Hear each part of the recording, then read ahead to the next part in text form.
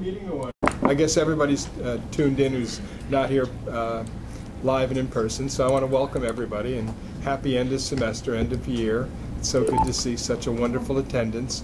I don't know if you're all like taking a break from correcting papers or doing other things, but it should be a short meeting and nothing controversial in my view, but one doesn't know what other people think, but I don't think it's too controversial. And I want to thank you for all being here. So with that in mind, I would ask for approval. Oh yes, Eleanor. I move to approve the minutes. Thank you. So that's very prompt. Is there a second? Mike? I'll second. Yes. And there being no objection. I wasn't here, so. And being no objection, it's the minutes are approved. Now, May commencement is going to be in 2.5 weeks, and I know Eleanor is going to join us. Yeah. Great. And I'm going to be there, and it's just a wonderful time. I mean, I know it's a cause for celebration for some of the students, but it's also somewhat heartbreaking because they have to sever relationships and move on. And then, but you know, the faculty and administration get to see some bright new faces in the fall. So it's you have an academic year that comes to a close, and it's when the rest of you grow up, you'll be like me, and it'll just go around and around. So let's see. The SUNY Board of Trustees will be joining us at the ceremony, and Jane Delgado, the class of '73, is going to be honored. She's an healthcare advocate, and Nina Smiley of Mohawk Mountain House, Nina, the widow of Bert, who's receiving the President's Medal posthumously, will also be honored at the ceremony, which is a great thing. And they've been just terrific supporters and partners in many things with the college for so many, many years, and he's sorely missed. And now I'd ask President Christian if he could give us his report. Sure. Good afternoon, everyone. I have several kind of upbeat things to report on. The first one is that our men's volleyball team won the NCAA championship last weekend. Way cool. They beat the University of California, Santa Cruz, whose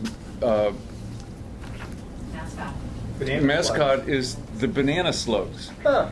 And I heard from one of the parents afterwards that the administration a number of years ago wanted them to be the Sea Lions, but the students took up this campaign to name their mascot the Banana Slugs, which are these ugly little slugs that look like bananas. They're native to the West Coast, and so there was this big furor on campus that ended up with students finally, I guess the administration just folded and said, okay, we'll be the Banana Slugs.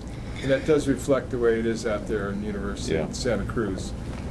I've never been there. Before that final game, the team won over Baruch and Endicott and Springfield. And Springfield in Massachusetts was coming into the tournament was the number one ranked team in the nation, and so it was a great victory.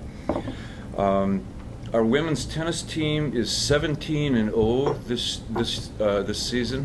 Pretty impressive. I don't know, is that a championship win, a SUNYAC win for them?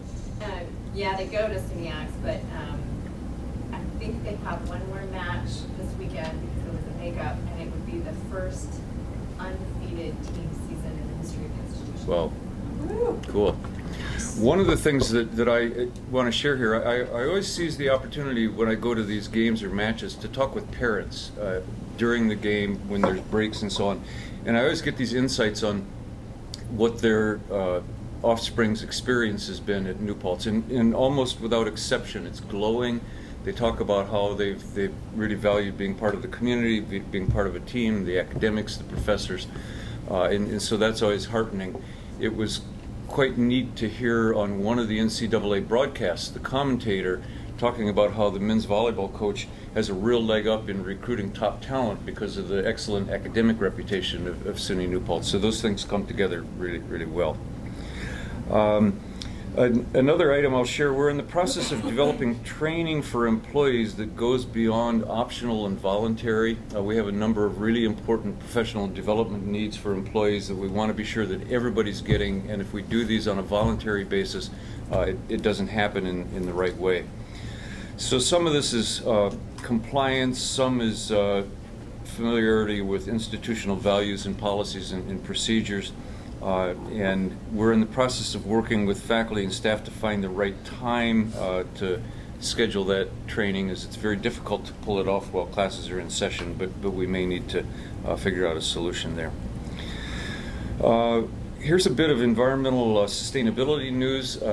Some of you are aware, I think, that the New York City Department of Environmental Protection is the village of New Paltz's water source, and they're needing to shut down the aqueduct for 10-day periods or so for the next several years to do some repair on the aqueduct. And so the village has been concerned about water consumption and has asked us to take on a campaign to reduce our water consumption here on campus because we're such a big user.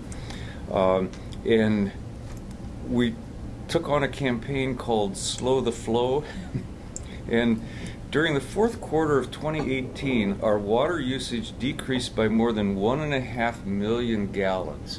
That's about that's compared with the same period in 2017, and that's nearly a 10% decrease. The students in the residence halls reduced their water consumption a per capita average of 1.5 gallons a day, which is pretty substantial. And we had a competition among the residence halls. Capon Hall won, but it really spurred a lot of student interest in sustainability issues.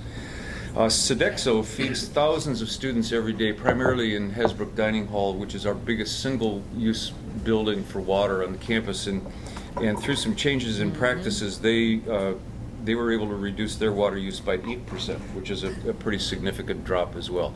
I think these are heartening stories as we think about changing the way we live to have more sustainable lifestyles.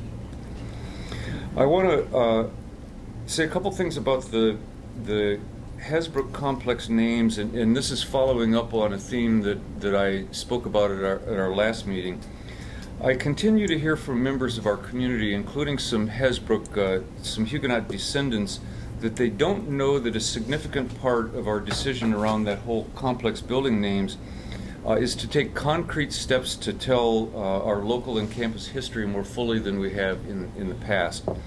And I've had a working group of faculty, staff, and students developing ideas both for the physical structure where we could tell that story and also the programming.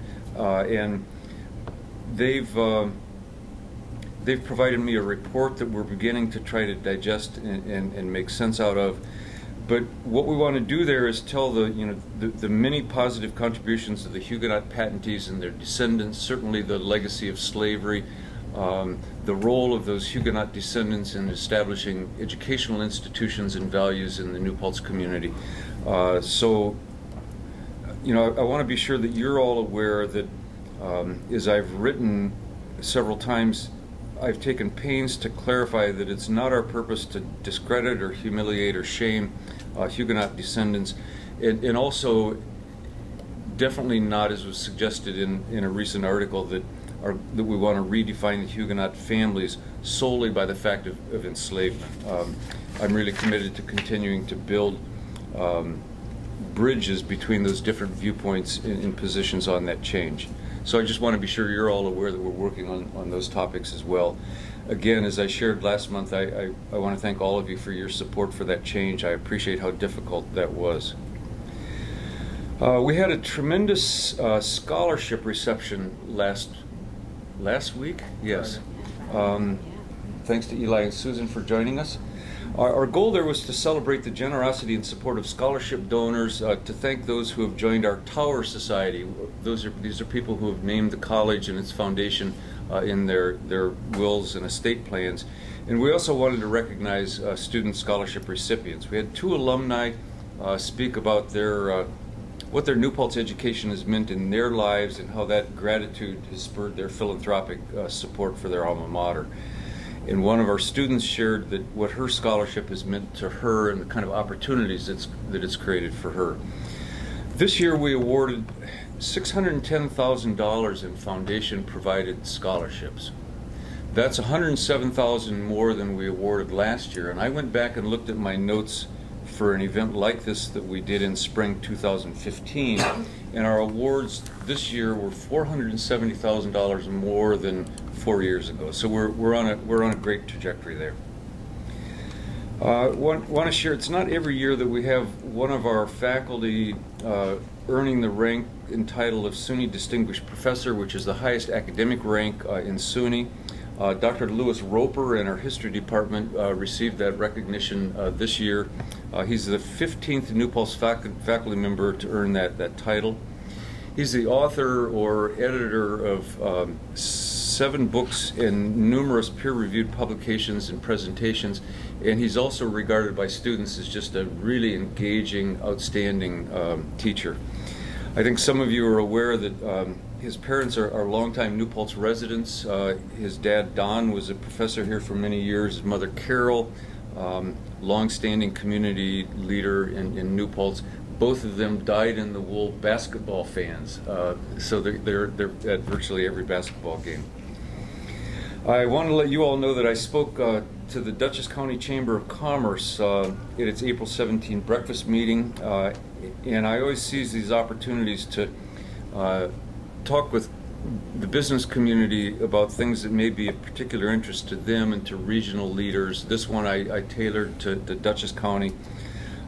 We have nearly 200 employees here at New Paltz who reside in Dutchess County, and about 700 students at New Paltz from Dutchess County, both first year and transfer students.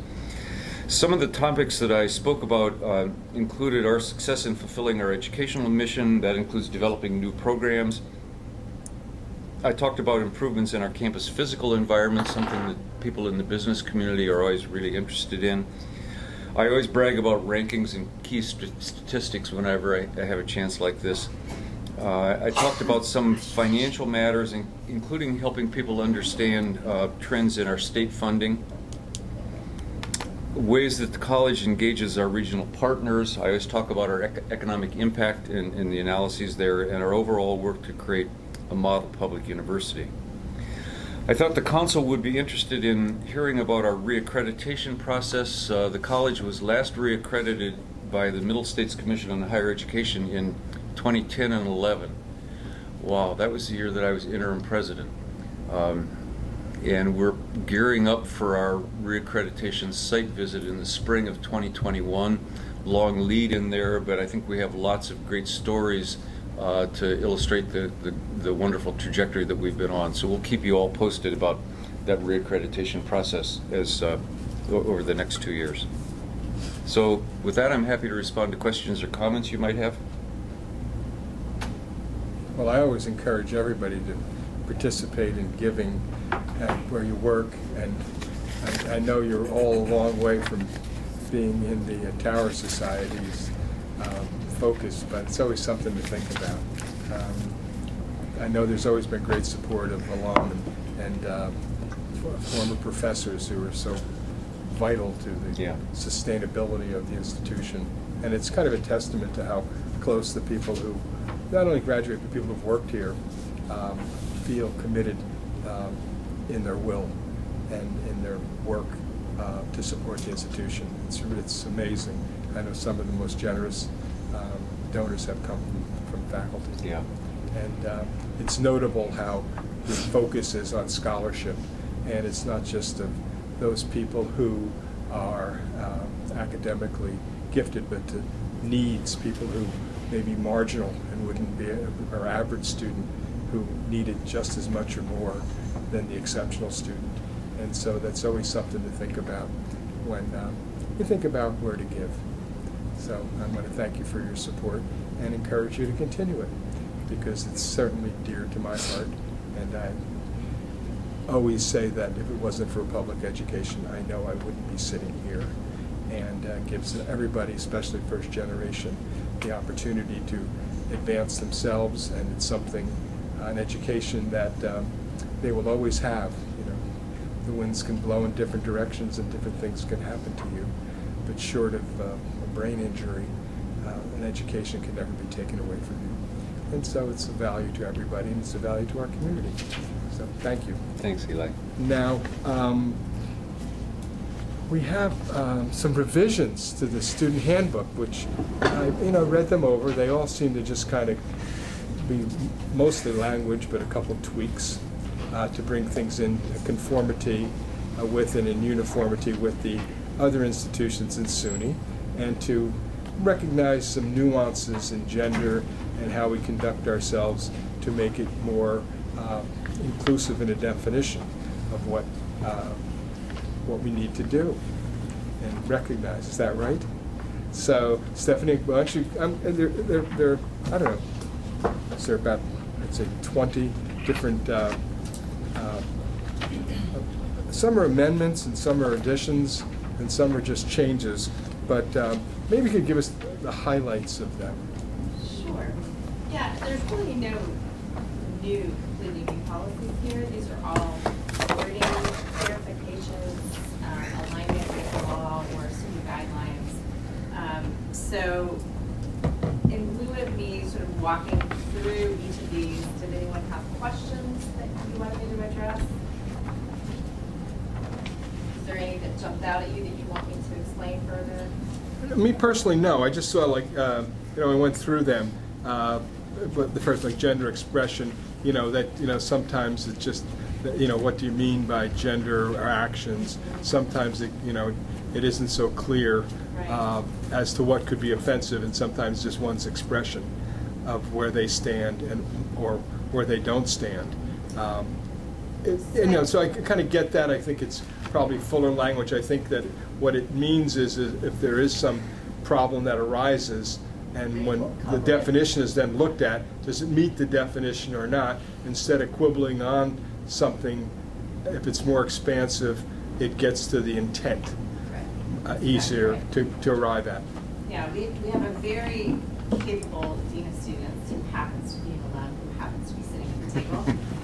And each year, there are incidents that allow us to take a fresh look at our handbook and understand things that could be a little bit clearer, things that are a little bit more in line with, again, both student guidance and state law. So really that's where all of these are coming from.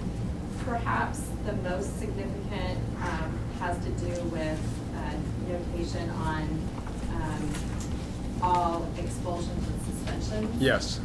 That is in keeping with all of our SUNY peers except for one. There's one exception, MCO.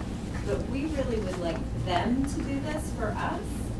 That is that if they have students who are expelled or suspended, we rely on self-report. So students in the application are supposed to disclose that they're currently suspended from another campus.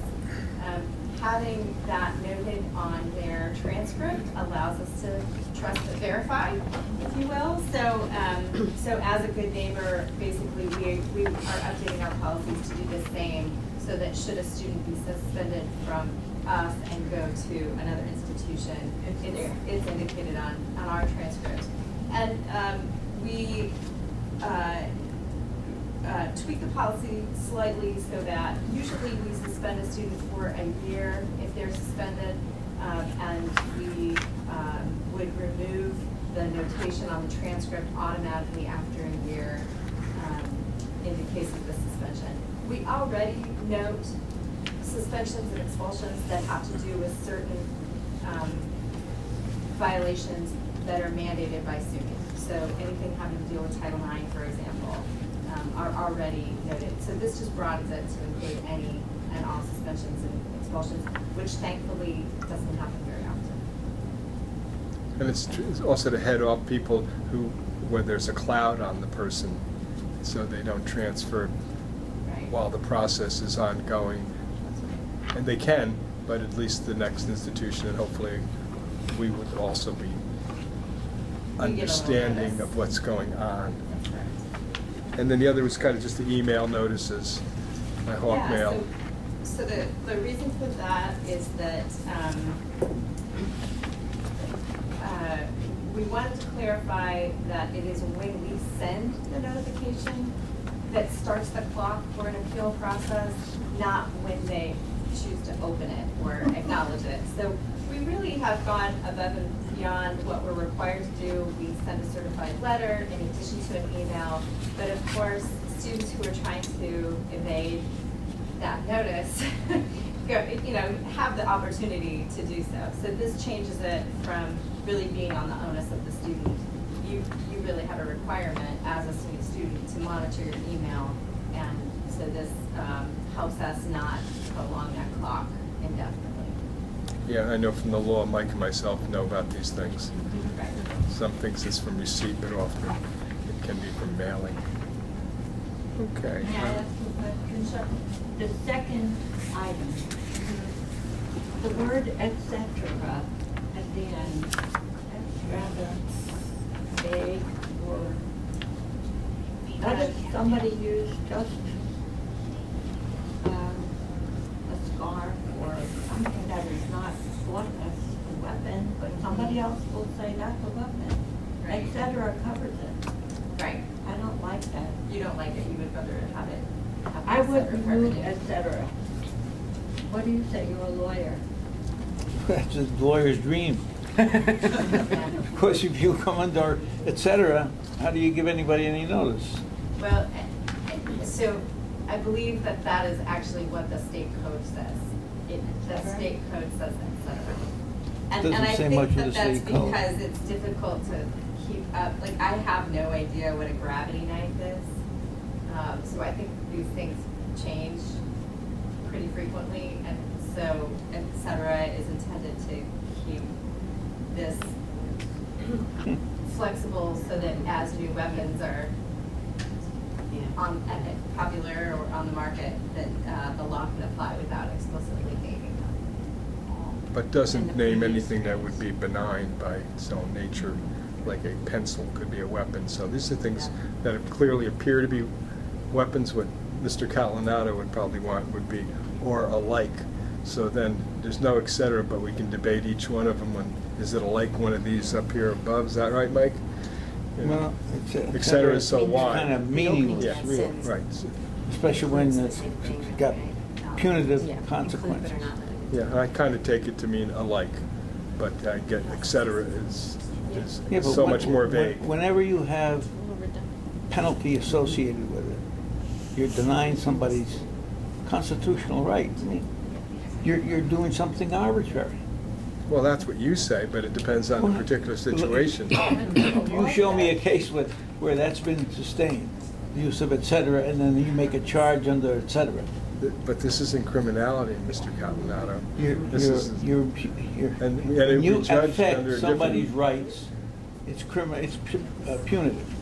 It's punitive. It's definitely Hey, punitive. I'm not going to argue with you that you want to put et cetera in, put et cetera in. Yep. I'm just telling you, it doesn't mean anything. I see the Is there, wisdom. is there an alternative phrase that would be useful? I don't know what it would be. I say or alike. Other items designed to cause harm to a human being. Yeah, That's fine. Or But that's alike. being specific. Yeah, But that's what you're talking about. right. But et cetera, No, it's not the right word. So the opening phrase is include but not limited to. So if we strike the et cetera, I think there's still some flexibility in how it's worded, that we can use our best judgment. Certainly, we're not intending to make a policy where we can arbitrarily charge students. It's really in the intent that if we find a weapon that's not on the list, that this charge can still apply. Yeah, what is EC? What is it? What is that? What is that? Is it a stick? ETC. What is that? Is it a bludgeon or is it? It says items included I but know, are I'm not just- limited to. Yeah, I get it. Right. Yeah. You covered it all without et cetera. I'm okay with parroting the SUNY-wide language, It's actually the state code. state code. Okay. Any other comments? So it just became more inclusive, more definitions. Sign in. Okay. There's no other discussion. Is everybody in favor, or is there any I dissent? favor them, I read them all. Yeah. They're- Ron? They're Vince? you can make a motion to I will approve? make a motion to accept the amendments. That's what they are, correction? Mhm. Amendments. Yeah. Amendments. Some Updates. delete, some Updates, also. yeah. There's deletions. Is there a second? I'll second. Oh, good, right. Wait. Wait. She she spoke before she said her motion, so someone else has to do it. Oh, okay. So you have to retract that motion. Sorry, just Did she move that? I thought maybe I misunderstood her. In David's absence, we have a new- Okay, great. Yeah. And there's a second on that? I'll second it. Okay, I call for a vote. Any, all in favor, say aye or raise your We hand. need to record the votes. Yes. Yeah. So is Vinny there? Do you have him live? Did you guys hear the And call for Ron? the vote? Yes, I did. And your vote is, Ron? Aye. Aye. And Vinny? Aye. Aye. Okay. Right, so it's unanimous. Unanimous? Okay, Thank you. thank you. Okay. Oh, I guess I'll leave it down here for Michelle. Let's see. So I guess we're gonna do a budget update. Alrighty. All right, sorry, these numbers are a little small this time of year because I have to fit in a few more columns. But the news is decent. At the beginning of the year, we set a tuition target for ourselves of $48.5 million. We came in at just over $48.8 million. So we met and exceeded our enrollment target for the year by about $338,000. In addition, we've been really holding the line on the spending. May 1st, actually today, was a payroll that included some increases for our classified service, so it's a really good time to project the remainder of the year.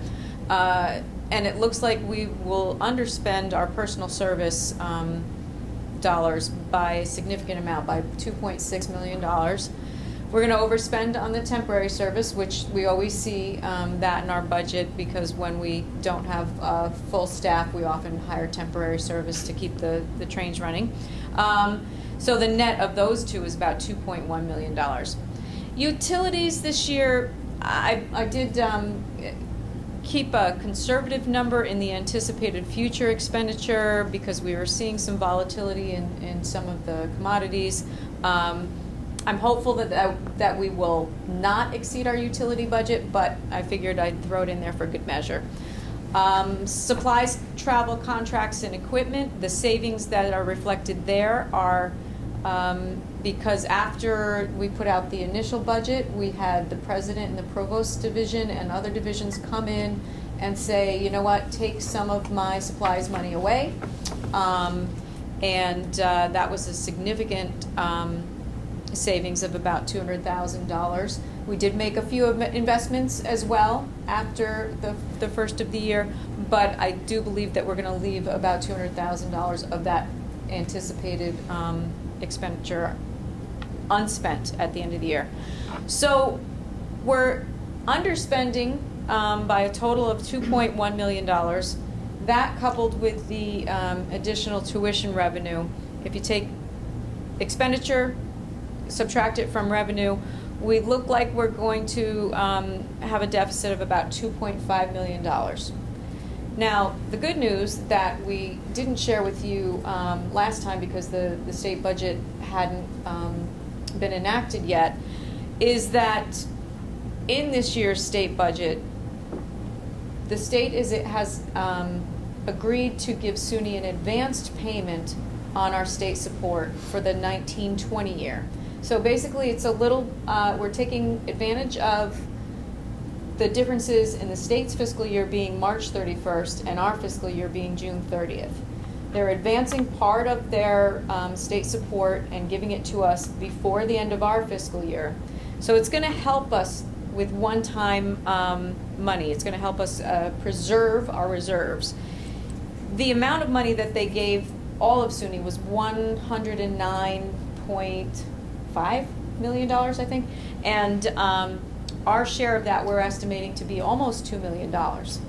So if we say that we're going to end the year with a deficit of $2.5 million, but 1.9 of that is sort of forgiven by this budgetary move, we may end up using only $640,000 worth of our reserve this year.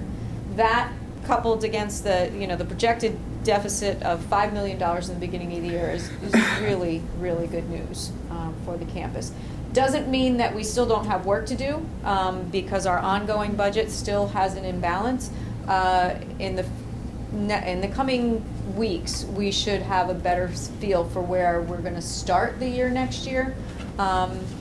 We've seen some very encouraging deposits come through for first year freshmen and transfer students, and our graduate programs seem to be doing really well. And not that summer counts toward the academic year budget, but the summer enrollments are looking pretty robust as well. So, not too shabby. Does it take a draw off next year, this advance payment, the following year? No. The advance payment will be in perpetuity, we hope. Oh. So it's really just kind of a one-time fix, but if they keep it going, we'll be okay. Next year, we're going to ask for a similar advanced payment. This year's payment went to cover the first half of the retroactive payment for the UUP contract, in addition to a 1% increase that they saw this year for merit, and a $600 lump sum per FTE payment as well. So next year, we have another retroactive payment that represents the 17-18 fiscal year that the faculty and staff will be seeing somewhere in the fall. We're going to ask for an addition to our accelerated payment to cover those as well. So there may be one more little bump for us, the magnitude of which hopefully will be around $1 million as well. So it's really helpful to preserve our reserves and give us a little bit more time to figure out how to completely balance the budget. But it's pretty close. Well, it's not close to our annual deficit, but it does help with the one-time retroactive pieces. Do people feel like they're laboring under an austerity budget or something like that? I would say that staff are feeling the pinch. And it's cumulative? Yeah. We've had a significant number of reduction in positions across all divisions, and the work is still getting done.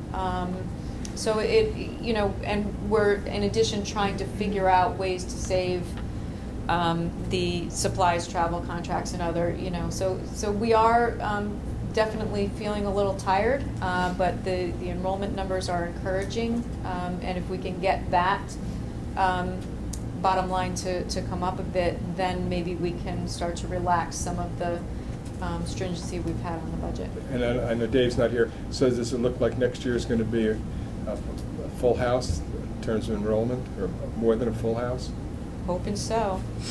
So far, our deposits for both first-year students and transfers are right in the middle of where they were in comparison to 2018, this fall's entering class, in 2017.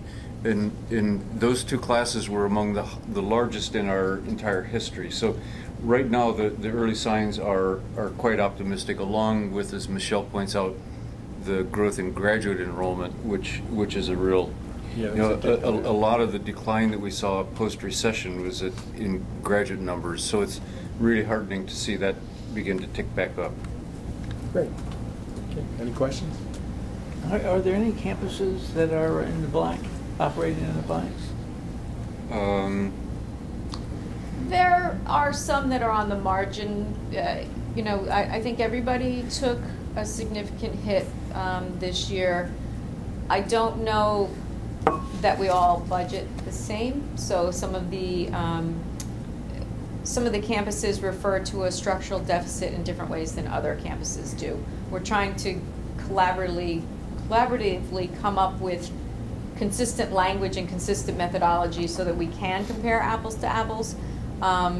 You have campuses that are definitely healthier than others, and some campuses that are living on borrowed time at this point. They really need to do some quick thinking. Two campuses are in receivership, and they're operating with money loaned by SUNY administration, and I think they're also under pretty strict scrutiny for virtually every expenditure. Which ones are those? should I say? Fredonia and Potsdam, as far as I know.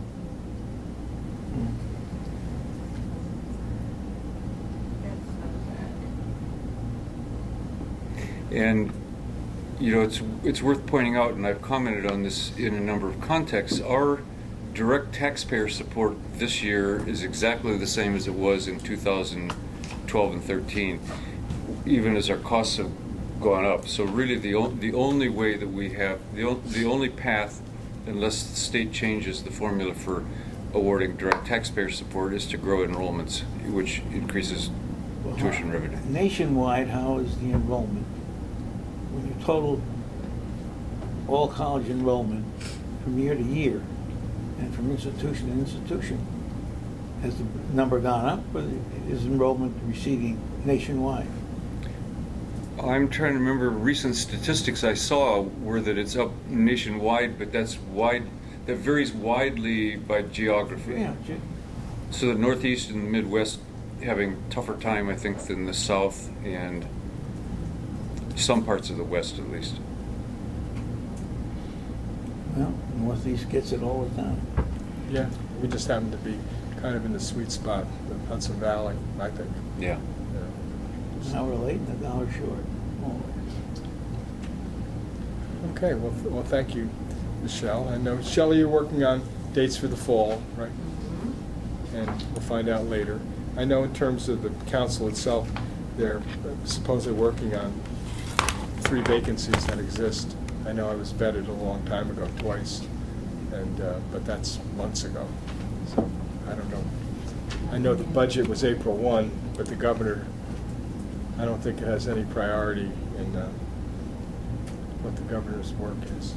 But we need full attendance so we can pass things, because we need at least 5. So thank everybody for participating. Of course, we'd like Ron and Vinny to be here in person, and I don't know what we can do to coax you here. Do you guys hear that? You know, Can maybe you better hear refreshments. So. He's calling on you. Okay, hey, I can't hear you. You got to stand up. Stand up Could not and be hear. counted. Okay. Oh yeah, there you Okay. go. So, what were you saying? Hello? Eli was saying that he wished Eli you were was- here in person, as we all do. Oh, okay. Oh yeah, and I don't know how we can induce you to Thank come you. here. You know, I don't know if it's wine, hard liquor, chocolate, or just our smiling faces, or maybe something really controversial that'll get you out here and impassioned. So, but we'd much rather have In the you, past, yeah. much rather have you here in person, and you can just come and criticize if you'd like. I'm okay with that. So, okay, so, yeah, Shel. I just want to thank all the members of the council for, it's been a busy year, probably the busiest year for the council since presidential search. Yeah. And really appreciate, know that you're volunteers and appreciate your dedication and your time. Thank you. It's fun. Agreed. Thank you all. It's exciting and fun. But I don't think anybody was here when, oh, maybe Robin had the sex conference and the controversy surrounding that. That was like a lot more fun. But this is the things that makes people keep their blood pressure up. They don't have to have that problems with low blood pressure and passing out. Keeps people attentive and interested, right?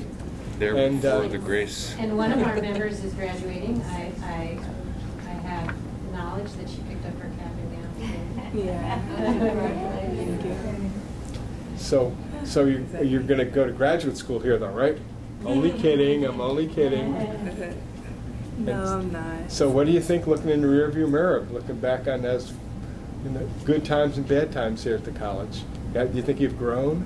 Oh yeah, definitely. It's been a long 4 years, but I do appreciate being student association president because it did challenge me a lot, and I learned a lot from it. And I do appreciate being on the college council as well. So I thank you all for being there throughout this busy year, as Shelly mentioned earlier. And I'm happy that I was able to serve as a voting member. So. Well, we're really, really enriched by having you, Nadella. And I know that it wasn't easy for you because you balanced your busy schedule and your responsibilities for the student body as well. But like most things in life, it's not easy, but it's worth it. Yeah. And so that's, hopefully to your benefit in the long term, and we appreciate what you brought to us. So thank you very much. Thank you. And is there any other good, bad, or indifferent business? Any new? So if it isn't, I'd ask that we have a motion for adjournment. I Move second. adjourned. Okay. All in favor? Aye. Okay, to We'll see you dinner next tonight on time. academic year.